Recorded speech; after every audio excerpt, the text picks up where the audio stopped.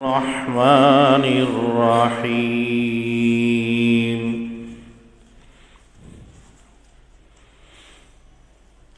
وأقم الصلاة طرفي النهار وزلفا من الليل إن الحسنات يذهبن السيئات ذلك ذكرى للذاكرين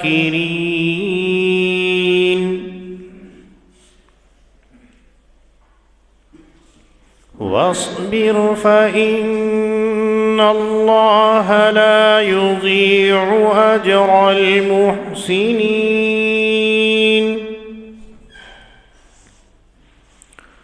فلولا كان من القرون من قبلكم أولو بقية ينهون عن الفساد في الأرض إلا قليلا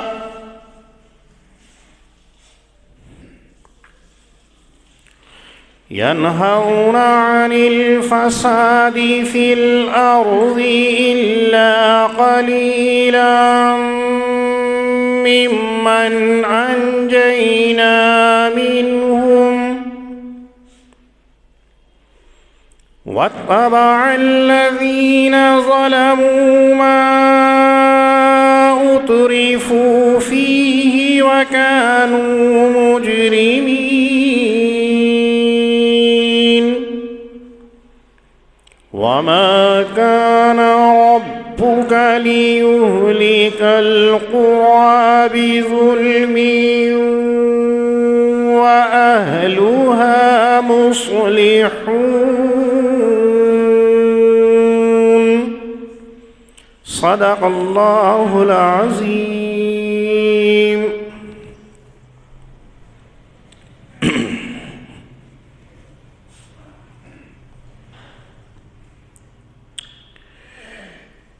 اوپر کی آیات کریمہ کے اندر اللہ رب العزت نے نبی اکرم صلی اللہ علیہ وسلم کو یہ حکم دیا فاستقم کما امرت، سیدھا چلتے رہیے آپ جیسا آپ کو حکم دیا گیا. جس چیز کے کرنے کا آپ کو پابند کیا گیا ہے بس آپ اس راہ پر، اس ڈگر پر، اس راستے پر چلتے رہیے. جو لوگ آپ کی بات مان کر اپنے گناہوں سے تائب ہو کر دامن اسلام کے اندر آ گئے ہیں وہ لوگ چاہیے کہ وہ نافرمانی کی طرف نہ جائیں، اس لیے کہ اللہ رب العزت ساری چیزوں کو دیکھ رہے ہیں جو یہ کرتے ہیں. حتیٰ کہ یوں کہا لا ترکنوا الی الذین ظلموا، ظالموں کی طرف جھکاؤ بھی نہ رکھنا، ظالموں کے پاس اٹھ بیٹھ بھی نہ رکھنا، ظالموں کے ساتھ میں نشست و برخاست کا معاملہ بھی نہ کرنا ورنہ تو آپ بھی انہی میں سے ہو جاؤ گے. اگر ایسا کیا تو آگ تمہیں چھو لے گی، پکڑ لے گی، پھر کوئی بچانے والا نہیں ہوگا، اللہ کے علاوہ کوئی تمہارا ناصر نہیں ہوگا. ان آیات کریمہ کے اندر اللہ رب العزت اپنے نبی صلی اللہ علیہ وسلم کے ذریعے سے پوری امت کو یہ بتلا رہے ہیں کہ نماز کو قائم کیجیے. اقیم الصلاۃ طرفی النہار وزلفا من اللیل، نماز کو قائم کیجیے. گرچہ مخاطب نبی اکرم صلی اللہ علیہ وسلم ہیں لیکن آپ کے واسطے سے پوری امت کو خطاب کیا جا رہا ہے. یہاں یہ بات یاد رکھنے کی ہے کہ اللہ نے اقیم الصلاۃ کا لفظ استعمال کیا ہے۔ قرآن مقدس کے اندر جہاں جہاں بھی نماز کا حکم آیا یہی لفظ استعمال کیا، اقیم الصلاۃ، اقام الصلاۃ، اقیم الصلاۃ۔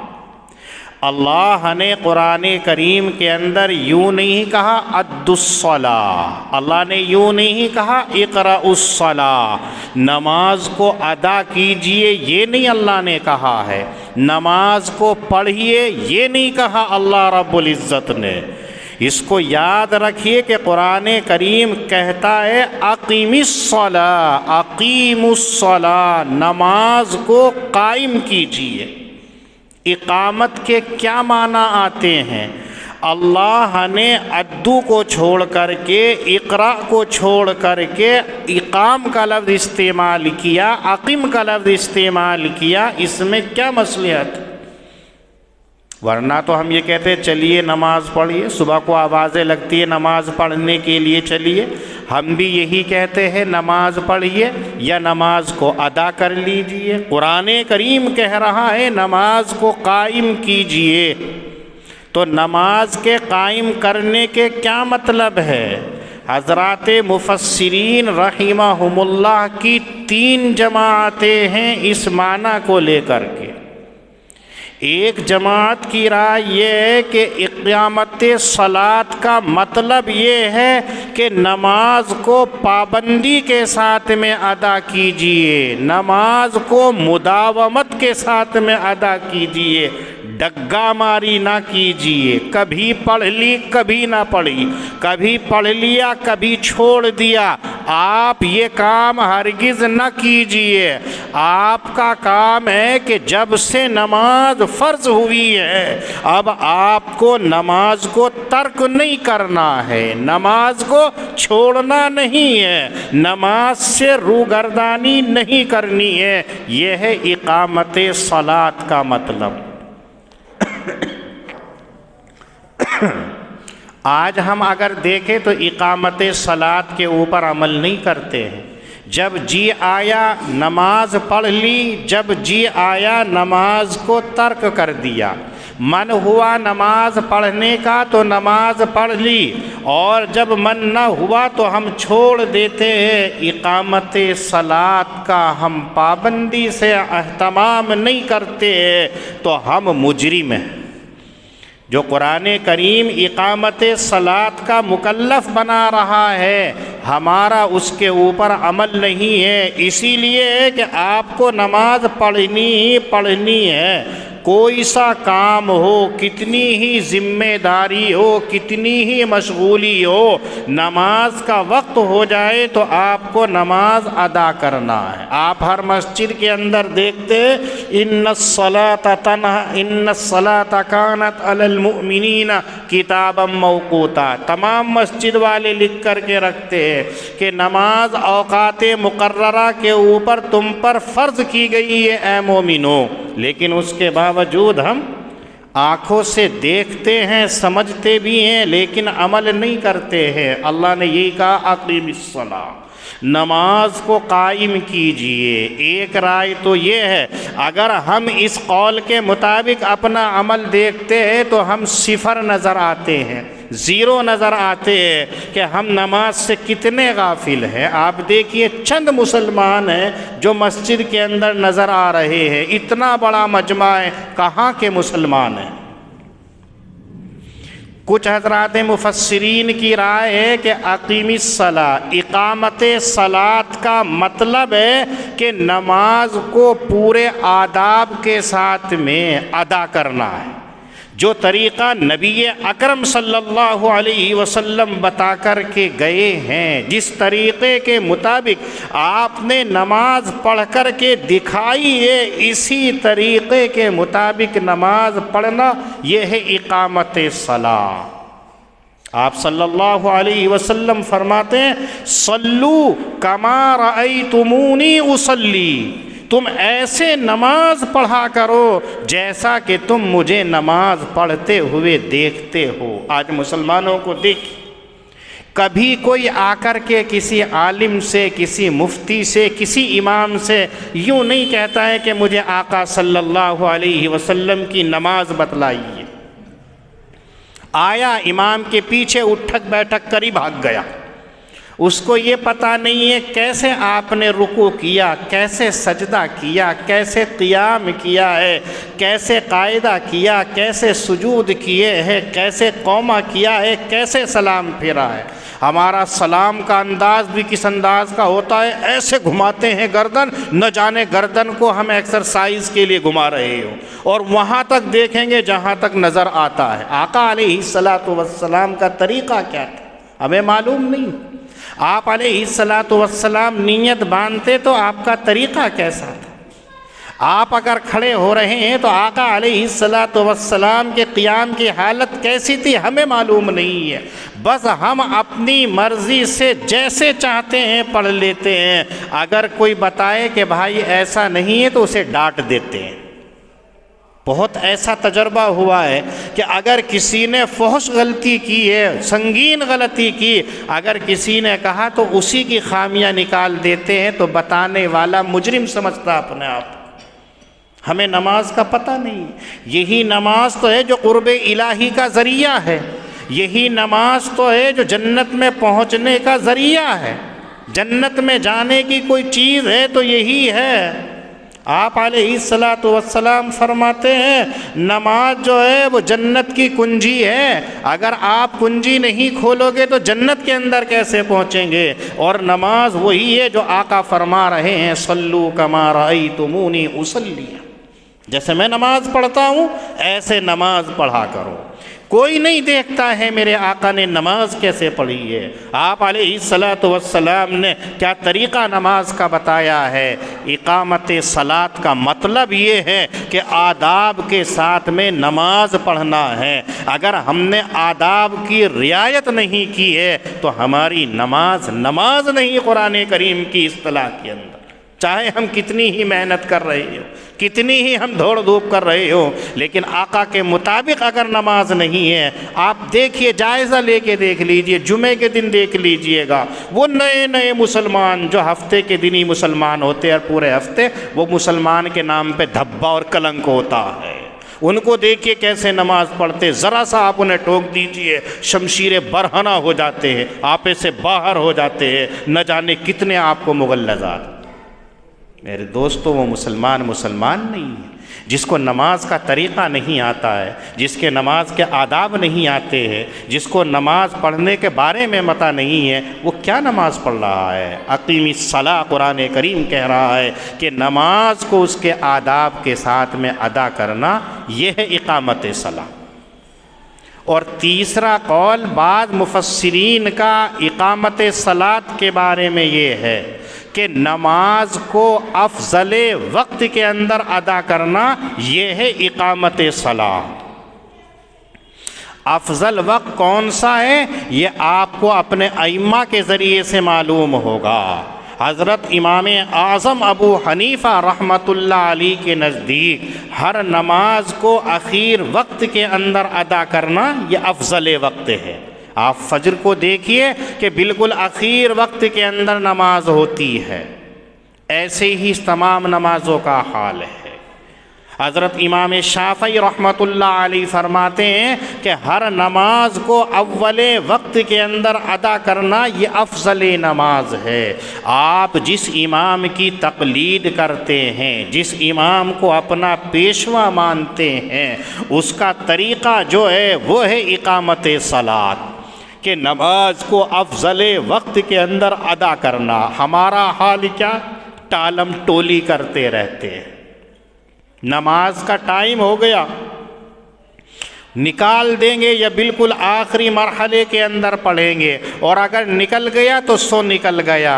یہ اقامت صلاۃ نہیں ہے۔ اقامت صلاۃ ہے جو افضل وقت ہے، سب چیز چھوڑ دو اور اس وقت کے اندر ادا کرو۔ آپ علیہ السلام کو اس آیت کریمہ کے اندر اللہ نے یہی حکم دیا جو پوری امت کے لیے ہے، اور تینوں قول اپنی جگہ پر صحیح ہیں۔ نماز کو پابندی کے ساتھ میں، مداومت کے ساتھ میں ادا کرنا یہ بھی ایک مسلمان کے اوپر فرض ہے۔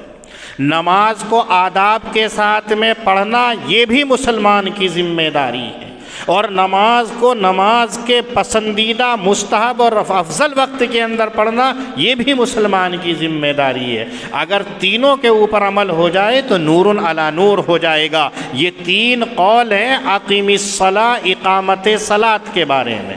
آپ علیہ الصلاۃ والسلام کو اقامت صلاۃ کا حکم دینے کے بعد میں اب اللہ فرماتے ہیں کہ نماز کے اوقات کیا ہیں۔ آپ جو پڑھتے ہیں فجر کی نماز، ظہر کی نماز، عصر کی نماز، مغرب کی نماز، عشاء کی نماز، یہ نمازیں کہاں سے ثابت ہے؟ یاد رکھیے، بہت سارے لوگ آپ پر یہ اعتراض کرتے ہیں کہ آپ جو 5 وقت کی نماز پڑھتے ہیں قرآن کریم میں تو اس کا ذکر ہی نہیں ہے، فجر کا، ظہر کا، عصر کا، مغرب کا، عشاء کا یہ تو وقت ہے ہی نہیں۔ سو یاد رکھیے 4 نمازوں کا ٹائم اللہ تعالیٰ اس آیت کریمہ کے اندر ذکر فرما رہے ہیں۔ طرفی النہار، دن کے دونوں سروں کے اندر نماز کو قائم کیجیے، اور دونوں سروں سے مراد ہے صبح کا وقت اور شام کا وقت۔ صبح کے وقت کے اندر فجر کی نماز آ گئی، معلوم یہ ہوا کہ قرآن کریم نے بتا دیا فجر کی نماز آپ کو پڑھنی ہے۔ اور شام کا کنارہ کون سا ہے، دن کا آخری حصے کی نماز کون سی ہے؟ اس سلسلے کے اندر حضرات مفسرین اور محدثین کی 2 رائے ہیں۔ بعض حضرات فرماتے ہیں کہ شام کی آخر وقت کی جو نماز ہے وہ عصر کی نماز ہے، اس لیے کہ مغرب کی نماز سورج ڈوبنے کے بعد میں ادا کی جاتی ہے، تو دن کے دونوں سروں کے اندر فجر کی نماز ہے اور عصر کی نماز ہے۔ اور کچھ حضرات فرماتے ہیں کہ شام کے اخیر کی جو نماز ہے وہ مغرب کی نماز ہے، جیسے صبح کی نماز سورج نکلنے سے قبل پڑھی جاتی ہے اور اس سے پہلی نماز کہا جاتا ہے، ایسے ہی سورج ڈوبنے کے فوری طور پر جو ہے مغرب کی نماز پڑھی جاتی ہے، تو وہ شام کی یعنی دن کے اخیر ہوتا ہے۔ لیکن پہلا قول زیادہ بہتر ہے کہ شام کے اخیر کی نماز عصر کی ہے اور صبح کی فجر کی نماز اول وقت کی ہے۔ 2 نمازیں طرفی النہار کے اندر اللہ نے ذکر کی ہے، وَزُلَفًا مِّنَ اللَّيْلِ، اور اللہ فرماتے ہیں کہ رات کے بعض ٹکڑوں کے اندر نماز کو قائم کیجئے۔ ٹکڑے سے مراد ہے کہ رات کے کچھ حصے کے اندر نماز پڑھیے۔ نبی اکرم صلی اللہ علیہ وسلم سے زلفا من اللیل کی تفسیر کے بارے میں معلوم کیا گیا کہ یا رسول اللہ زلفا من اللیل کا مطلب کیا ہے، رات کے ٹکڑوں کے اندر نماز پڑھنے سے کون سی نماز مراد ہے؟ تو آپ نے فرمایا المغرب والعشاء، مغرب کی نماز اور عشاء کی نماز۔ تو 2 نمازیں زلفا من اللیل کے اندر آ گئیں۔ یہ 4 نمازوں کو اس آیت کریمہ کے اندر اللہ ذکر فرماتے ہیں، فجر کی نماز، ظہر کی نماز، عصر کی نماز، مغرب کی نماز اور عشاء کی نماز۔ ایک نماز رہ جاتی ہے ظہر کی، اسے اللہ نے دوسری جگہ ذکر کیا ہے، اقیم الصلاۃ لدلوک الشمس الی غسق اللیل وقرآن الفجر، اس آیت کریمہ کے اندر کہ جب سورج ڈھل جائے تو آپ نماز کو قائم کیجئے، اور اس سے مراد ہے ظہر کی نماز۔ تو 5 نمازیں اللہ نے قرآن کریم کے اندر ذکر فرمائی ہیں۔ جو لوگ یہ کہتے ہیں بس اقامت صلاۃ کا حکم ہے، اقیم الصلاۃ اقیم الصلاۃ اقیم الصلاۃ، وہ یا تو نادان ہیں یا وہ جان بوجھ کر کے خطا کرتے ہیں۔ تو 4 نمازوں کا وقت اللہ نے یہاں نبی کریم صلی اللہ علیہ وسلم کو بتلایا۔ ذہن کے اندر ایک سوال ہوتا ہے کہ ہمیں نماز پڑھنی ہے تو نماز کا فائدہ کیا ہے؟ اللہ اقامت صلاۃ کا مکلف ہمیں بنا رہے ہیں، نماز کو متعین کر دیا، فجر پڑھنی، عصر پڑھنی، مغرب پڑھنی، عشاء پڑھنی، دوسری آیت میں ظہر پڑھنی ہے، تو ان نمازوں کے پڑھنے سے ہمیں فائدہ کیا ہوگا؟ حالانکہ ہمیں یہ سوال نہیں کرنا چاہیے، اس لیے کہ وہ آقا ہے، ہم اس کے غلام ہیں، وہ خالق ہے، ہم مخلوق ہیں، وہ معبود ہے، ہم عبادت کرنے والے ہیں، جو ہمارے ذمے لگا دیا ہمیں تو بس اس پر لگے رہنا ہے، پوچھنا نہیں۔ مزدور کا کام تو یہ ہوتا ہے کہ مالک نے جو بتا دیا یہ کام کرنا ہے، یہ پوچھنے کا اس کی ذمہ داری نہیں یہ کیوں کام کروں جی میں، یہ کیوں کرنا چاہیے جی، یہ مزدور کی نہیں ہے، بلکہ مزدور کا کام ہے آقا نے جو بتا دیا، مالک نے جو بتا دیا بس اس کو کرنا ہے، یہی ہمارا کام ہے۔ کہ اللہ نے جب ہمیں پانچوں نمازوں پڑھنے کا حکم دے دیا ہے تو بس ہمیں پڑھنی ہے، اس کا کیا فائدہ ہے وہ میرا آقا میرا رب جانے۔ لیکن اللہ رب العزت ایسے مالک ہیں جو امت پر، اس مخلوق کے اوپر بے انتہا شفیق ہے، بے انتہا مہربان ہے، کہ ان کے ذہنوں کے اندر اگر کچھ سوال آئے تو اس کا جواب بھی اللہ تعالیٰ نے بتلا ہی دیا۔ اگلے جملے کے اندر کہا ان الحسنات یذہبن السیئات، یہ جو نماز پڑھتے ہو نا یہ تمہاری برائیوں کو مٹا دیتی ہے۔ کوئی انسان یہ دعویٰ نہیں کر سکتا ہے کہ مجھ سے خطا نہیں ہوئی ہے، مجھ سے کوتاہی نہیں ہوئی ہے، بلکہ خطا ہوتی ہے اور ہونی چاہیے، لیکن اگر حسنات کر لیے، نیکیاں کر لی تو برائیوں کو دور کر دیتی ہے، مٹا دیتی ہے۔ امام مسلم رحمۃ اللہ علیہ نے روایت نقل کی کہ نبی اکرم صلی اللہ علیہ وسلم فرماتے ہیں جب آدمی نماز پڑھتا ہے تو ایک نماز سے لے کر کے دوسری نماز تک، جب کوئی جمعہ پڑھتا ہے تو ایک جمعے سے لے کر کے دوسرے جمعے تک، جب رمضان کا روزہ رکھتا ہے تو ایک سال سے لے کے دوسرے سال کے روزے رکھنے تک، اس درمیان کے اندر جتنے گناہ وہ کرتا ہے وہ اس کی وجہ سے معاف فرما دیتا ہے، الا یہ کہ وہ کبیرہ گناہ نہ کرے۔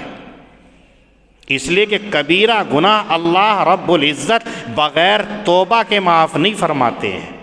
صغیرہ گناہ جتنے ہیں وہ تمام کے تمام نمازوں سے، تمام کے تمام روزوں سے، تمام کے تمام صدقات سے معاف فرما دیتے ہیں، لیکن گناہ کبیرہ جو ہوتے ہیں وہ اللہ تعالیٰ بغیر توبہ کے معاف نہیں فرماتے ہیں۔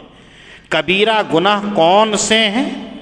آپ نے بہت ساری تقریروں کے اندر سنا ہوگا، یاد ہے، اللہ کی ذات کے اندر، اللہ کی صفات کے اندر کسی کو شریک کرنا کبیرہ گناہ، اپنے والدین کی نافرمانی کرنا کبیرہ گناہ ہے، جھوٹی گواہی دینا کبیرہ گناہ ہے، جھوٹ بولنا کبیرہ گناہ ہے، کسی کو گالی دینا کبیرہ گناہ ہے، کسی کا مال غصب کر لینا کبیرہ گناہ ہے، کسی کو ناحق قتل کر دینا کبیرہ گناہ ہے، کسی کی امانت میں خیانت کر لینا کبیرہ گناہ ہے، کسی یتیم کے مال کو ہڑپ کر لینا کبیرہ گناہ ہے۔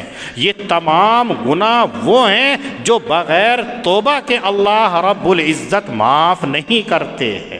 آج ہم دیکھیں کہ ہم ان گناہوں میں سے کتنے کے اندر ملوث ہیں، ہم سمجھتے ہی نہیں، اپنے والدین کی نافرمانی کرتے رہتے ہیں، والدین کو خاطر میں نہیں لاتے ہیں اور سمجھتے ہیں کہ ان کا ہمارے اوپر کیا حق ہے۔ بچہ بڑا ہو جاتا ہے تو ماں باپ کو بوجھ سمجھتا ہے، بچہ بڑا ہو جاتا ہے تو باپ کا بھی باپ بننے کی کوشش کرتا ہے، کبیرہ گناہ ہے۔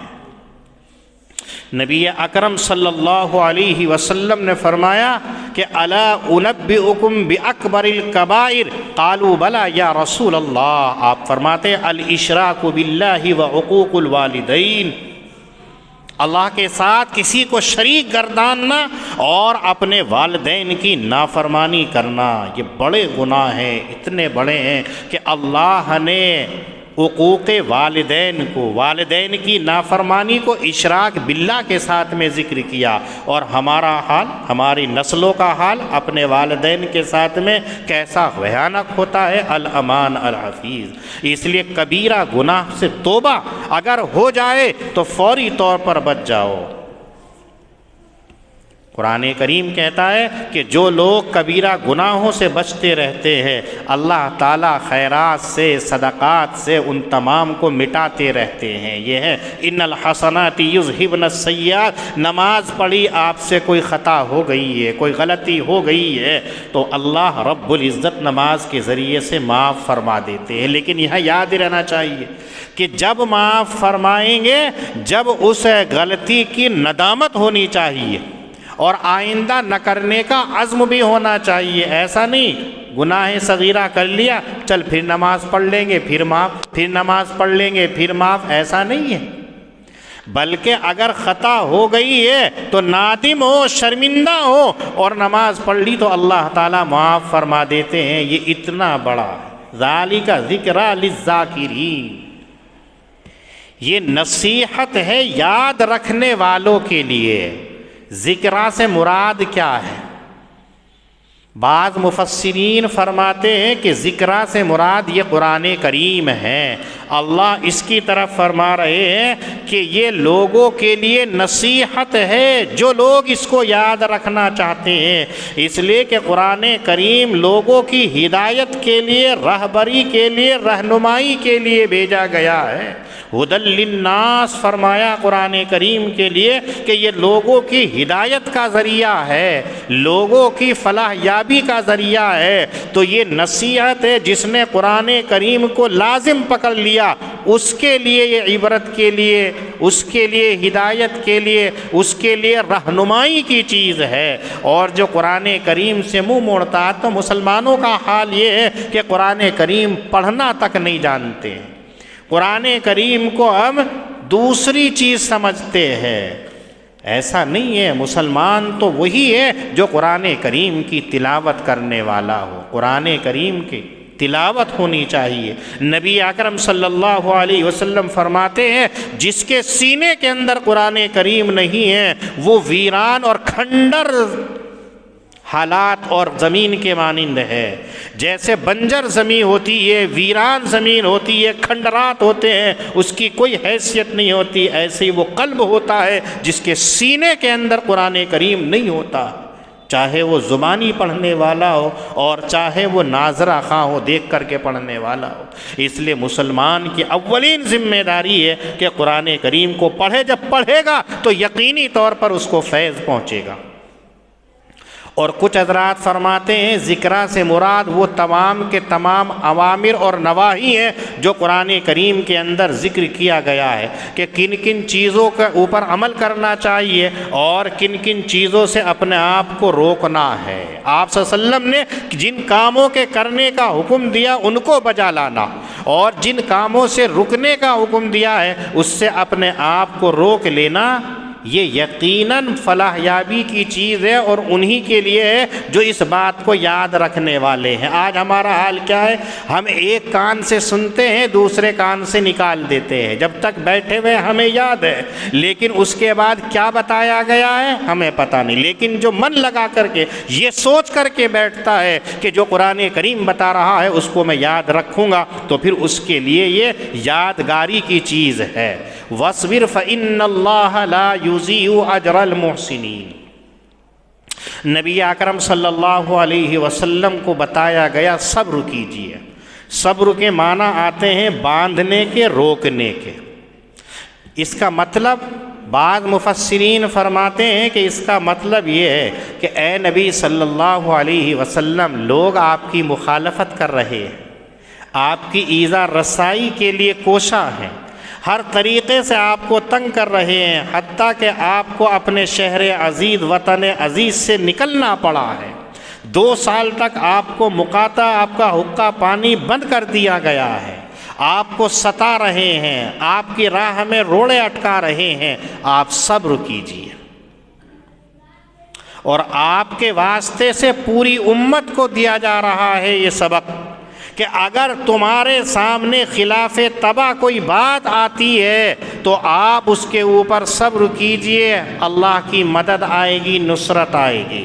اگر کوئی آپ پر ظلم کر رہا ہے، ستم ڈھا رہا ہے، اگر آپ کو ستا رہا ہے اور آپ حق پر ہیں تو آپ اللہ کی طرف لو لگائیے، ان اللہ لا یضیع اجر المحسنین۔ اللہ کی ذات وہ ہے جو نیکوکار کے اجر کو ضائع نہیں کرتی ہے، اس کے ثواب کو کم نہیں کرتی ہے، پورے کا پورا بدلہ دیا کرتی ہے۔ اور کچھ فرماتے ہیں وَاصْبِرْ، آپ صلی اللہ علیہ وسلم کو جو حکم دیا گیا صبر کیجئے، تو یہ استقامت کے اوپر ہے کہ بعض احکام ایسے ہیں ان کو کرنے کے اندر آپ کو دقت بھی ہوگی، دشواری بھی ہوگی۔ مثلا آپ فجر کے اندر نماز پڑھنے کے لیے آئیں گے تو نماز کے لیے آپ کو وضو بھی کرنا ہے، ٹھنڈا پانی استعمال کریں گے۔ آپ کو گھر سے نرم گدوں بستروں سے نکل کے مسجد کے اندر جانا پڑے گا، سردی آپ کو ستا رہی ہے۔ آپ کو لحاف کے اندر پڑھنا ہے لیکن نماز کے لیے کھڑے ہو کر کے رب کے سامنے اب نماز کی نیت مان لی ہے، آپ کو کتنی تکلیف ہو رہی ہے، صبر کیجیے۔ یقیناً اللہ رب العزت آپ کی اس تکلیف کے اوپر آپ کو بدلہ دے گا۔ آپ صبح سے لے کے شام تک محنت کر کے کما رہے ہیں، سردی میں کتنی محنت سے آپ کام کر رہے ہیں، مزدوری کر رہے ہیں، لیکن آپ نے صدقہ نکال دیا ان پیسوں میں سے، زکوٰۃ نکال دیا آپ نے ان پیسوں میں سے، کسی غریب کی مدد کر دیا آپ نے، تو آپ کو کتنی تکلیف ہوگی، پورے دن محنت کی اور آپ کو جو محنتانہ ملا، جو نتیجے کے طور پر پیسے ملے وہ آپ نے نکال دیا، آپ کے پاس سے وہ پیسے کم ہو گئے۔ صبر کیجیے، اللہ کا حکم ہے صدقہ دیجئے، اللہ کا حکم ہے زکوٰۃ دیجئے، تو اللہ نے یہ حکم دیا، آپ کو تکلیف ہو رہی ہے، آپ کی جیب کے اوپر گرانی ہو رہی ہے، آپ صبر کیجئے، ان اللہ لا یضیع اجر المحسنین۔ تمام کاموں کے لیے لفظ فرما دیا وَاصْبِرْ۔ روزہ رکھنے کے اندر آپ کو مشقت جھیلنی پڑ رہی ہے، بھوک پیاس سے، آپ حج کرنے کے لیے جا رہے ہیں، بے تحاشا دوڑ رہے ہیں، بھاگ رہے ہیں، دیوانہ اور مستانہ بنے ہوئے ہیں، آپ کو نہ کھانے کا پتہ، نہ پینے کا پتہ ہے، نہ بیٹھنے کا پتہ ہے، نہ اٹھنے کا پتہ ہے، نہ کپڑے پہننے کا پتہ ہے، بس ایک عاشقانہ عبادت ہے، دیوانے اللہ کے پیچھے جا رہے ہیں، ڈھونڈ رہے ہیں، لبیک اللہم لبیک کی صدائیں لگا رہے ہیں۔ کتنی تکلیف ہے ان حاجیوں سے معلوم کیجئے جو 5 دنوں کے اندر دوڑ کر کے ان کے پیر تھک جاتے ہیں، ان کو کتنی پریشانی ہے۔ کہا وَاصْبِرْ، صبر کیجئے۔ آپ قربانی کرتے ہیں، آپ کا پیسہ جاتا ہے، آپ نے جانور پال کر کے بڑا کیا ہے، پورے سال آپ نے رکھا ہے، اس قربانی کے جانور سے آپ کو کتنی محبت ہے، لیکن حکم آ گیا وَانْحَرْ، قربانی کیجئے۔ آپ قربانی کر رہے ہیں، آپ کی آنکھوں سے آنسو جاری ہیں، آپ کے گھر والے آپ کے سامنے بچے رو رہے ہیں، بلک رہے ہیں، آپ صبر کیجئے، ان اللہ لا یضیع اجر المحسنین۔ یہ ہے وَاصْبِرْ۔ آپ کو پریشانی ہوتی ہے، آپ دیکھیے گا نماز پہ کتنی پریشانی ہے، روزے میں پریشانی ہے، زکوٰۃ دینے میں پریشانی ہے، لیکن اگر وَاصْبِرْ ان اللہ لا یضیع اجر المحسنین ہمارے سامنے ہوگی تو ہمیں کوئی پریشانی نظر نہیں آئے گی۔ یہ 2 حکم نبی کریم صلی اللہ علیہ وسلم کو دے کر کے پوری امت کو اس کا مکلف کیا گیا۔ وَأَقِمِ الصَّلَاةَ طَرَفَيِ النَّهَارِ، اور آپ نماز کو قائم کیجئے دن کے دونوں طرف کے اندر، وَزُلَفًا مِّنَ اللَّيْلِ، اور رات کے بعض ٹکڑوں کے اندر، إِنَّ الْحَسَنَاتِ يُذْهِبْنَ السَّيِّئَاتِ، یقیناً نیکیاں برائیوں کو دور کر دیتی ہیں، ذَلِكَ ذِكْرَىٰ لِلذَّاكِرِينَ، یہ یادگار ہے یاد رکھنے والوں کے لیے۔ وَاصْبِرْ، آپ صبر کیجئے، فَإِنَّ اللَّهَ لَا يُضِيعُ أَجْرَ الْمُحْسِنِينَ، بلا شبہ اللہ تعالیٰ نیکوکاروں کے ثواب کو ضائع نہیں فرماتے ہیں۔ اللہ پاک ہم سب کو دین کی صحیح سمجھ عطا فرمائے اور نماز کو قائم کرنے کی خصوصی توفیق عنایت فرمائے۔ وآخر دعوانا ان الحمد للہ رب العالمین۔